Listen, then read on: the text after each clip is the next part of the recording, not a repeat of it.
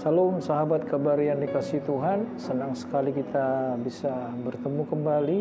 Saya percaya bahwa Tuhan senantiasa memberikan pertolongan demi pertolongan, jalan keluar yang terbaik, bahkan juga pemeliharaannya nyata dalam kehidupan kita semuanya. Pada kesempatan kali ini tema kita adalah Tuhan bekerja dalam kelemahan kita. Sahabat kabar yang dikasihi Tuhan, setiap manusia pasti memiliki kelemahan. Tidak ada manusia yang di dunia ini yang memiliki kesempurnaan tanpa ada kelemahan. Setiap manusia pasti ada kelemahannya. Kelemahan itu jangan jadi membuat kita menjadi malu atau minder, tetapi kita harus yakin dan percaya kenapa Tuhan izinkan kelemahan itu ada dalam diri kita. Karena Tuhan mempunyai rancangan yang luar biasa melalui kelemahan itu. Dan rancangan Tuhan yang luar biasa itu akan dikerjakannya dengan sempurna ketika kita menyerahkan kelemahan kita itu kepada Tuhan. Kita tahu bersama bahwa Musa yang akan Tuhan pakai untuk membebaskan bangsa Israel dari perbudakan di Mesir adalah orang yang memiliki kelemahan, dan kelemahannya ada di lidah. Kita akan baca dari Keluaran 4 ayat 10 sampai 12. Lalu kata Musa kepada Tuhan, "Ah Tuhan, aku ini tidak pandai bicara, dahulu pun tidak, dan sejak Engkau berfirman kepada hamba-Mu pun tidak, sebab aku berat mulut dan berat lidah." Tetapi Tuhan berfirman kepadanya, "Siapakah yang membuat lidah manusia? Siapakah yang membuat orang bisu atau tuli? Membuat orang melihat atau buta? Bukankah aku, yakni Tuhan? Oleh sebab itu, pergilah, aku akan menyertai lidahmu dan mengajar engkau apa yang harus kau katakan." Kita perhatikan bersama di sini bahwa Musa menyadari akan kelemahannya. Dia tahu kelemahannya adalah bahwa dia tidak pandai bicara, baik sebelum ketemu dengan Tuhan ataupun sesudah ketemu dengan Tuhan. Musa masih tidak pandai berbicara. Sampai Musa berkata, "Sebab aku berat mulut dan berat lidah."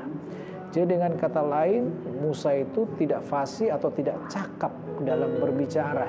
Tetapi Tuhan mempunyai visi dan misi bagi Musa bahwa Tuhan akan memakai Musa untuk membebaskan orang Israel. Dan Musa menyadari akan keberadaan hidupnya.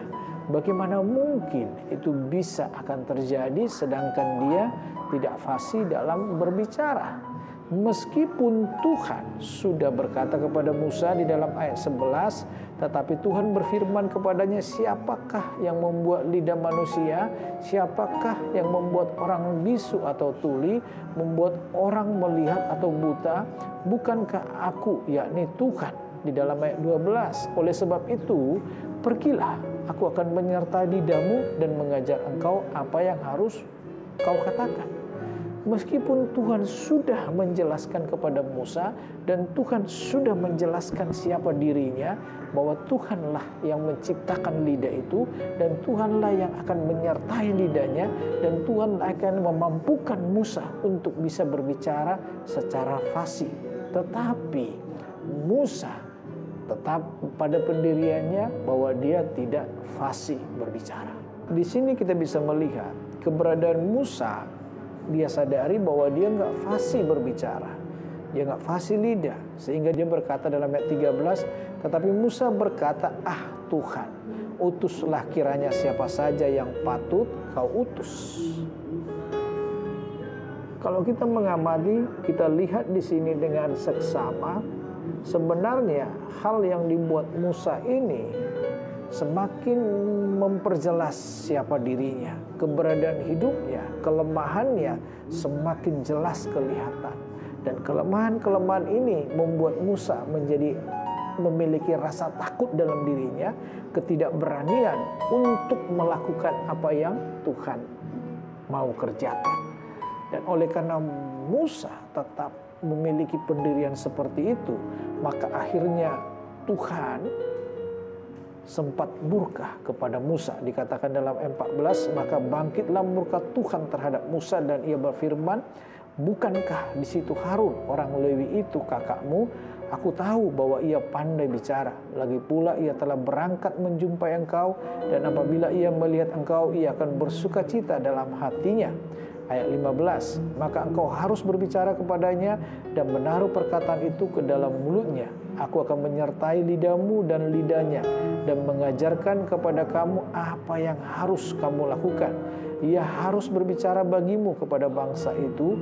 Dengan demikian ia akan menjadi penyambung lidahmu dan engkau akan menjadi seperti Allah baginya. Dan bawalah tongkat ini di tanganmu yang harus kau pakai untuk membuat tanda-tanda mujizat. Dari ayat ini kita bisa melihat Tuhan sempat murka kepada Musa. Tetapi meskipun Tuhan murka karena Tuhan punya tujuan, Tuhan bisa memakai saudaranya atau kakaknya yang bernama Harun. Dan kita tahu bersama sehingga akhirnya nanti Musa dan Harun berangkat ke Mesir untuk melaksanakan misi dan visi yang daripada Tuhan, yaitu pembebasan bangsa Israel dari tanah perbudakan. Sebab Tuhan berkata bahwa Tuhanlah yang akan tetap bekerja, baik melalui lidahnya Musa maupun juga melalui lidahnya Harun. Dikatakan dalam ayat 15, maka engkau harus berbicara kepadanya dan menaruh perkataan itu ke dalam mulutnya. Aku akan menyertai lidahmu dan lidahnya dan mengajarkan kepada kamu apa yang harus kamu lakukan.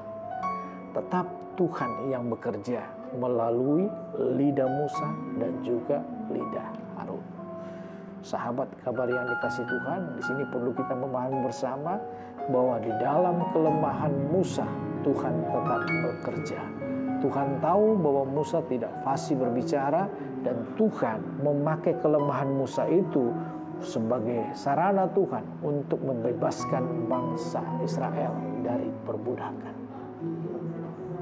Dan kita tahu bersama kisahnya, bahwa Musa berhasil dipakai Tuhan untuk membebaskan bangsa Israel dari perbudakan di Mesir dan membawa mereka ke padang gurun untuk tetap dalam pembinaan Tuhan, dalam penyertaan Tuhan yang luar biasa. Sahabat kabar yang dikasih Tuhan, saya mau berkata kepada kita semuanya, mungkin kita berkata, aku memiliki banyak kelemahan. Mari sampaikan kelemahan kita itu kepada Tuhan. Maka Tuhan akan bekerja di dalam kelemahan kita itu. Tuhan sanggup bekerja dengan caranya yang luar biasa di dalam kelemahan kita. Tuhan sanggup memakai kelemahan kita sebagai alat Tuhan untuk menyatakan pekerjaan-pekerjaan Tuhan yang luar biasa. Tetap andalkan Tuhan, tetap berserah kepada Tuhan. Bawa kepada Tuhan setiap kelemahan kita. Semua akan dikerjakan Tuhan menjadi kebaikan bagi kita dan juga menjadi kebaikan bagi Tuhan untuk melaksanakan segala apa yang Tuhan mau melalui kehidupan kita ini. Yakinlah dan percayalah bahwa Allah kita itu adalah Allah Sang Pencipta. Ketika Dia menciptakan kita, Dia tahu di mana titik kelemahan kita dan Dia tahu cara untuk mengatasi kelemahan kita itu menjadi sesuatu yang luar biasa. Amin. Mari kita berdoa. Bapa kami yang di surga, kami mengucap syukur kepadamu punya Allah yang luar biasa.